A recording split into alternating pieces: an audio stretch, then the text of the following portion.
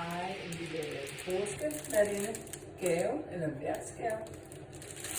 Der har vi forskellige forslag. En lille forslag, det er et af vores havelys, som er genbrugslys. Det kan være stumper fra jer, det kan være stumper fra kirkerne. Og hvis du vil heller hele tiden nye, man køber ekstra for 25 kroner, der er til et helt døgn, så brændetid. Sådan her koster 80. Og en lille kylling, for at det skal være lidt påskeagtigt. Og påskeæg, sådan en med 2 til 35, eller man kunne også, som der er nogle af jer, der gør, tage den her med 4 i, så er der, hvis der er en lille familie, der skal smage. Og celofan.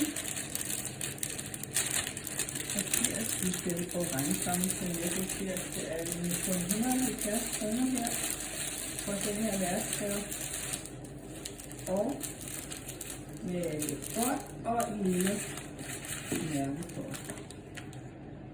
Så det.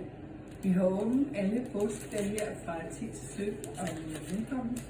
Det er helt rigtig mange af jer, der vil sige tak for det. Og vi skal have anden chokolade eller et lys til. Det ser vi. God påske. Hej hej, jeg vil heller ikke gå videre. Det ser ikke på ting.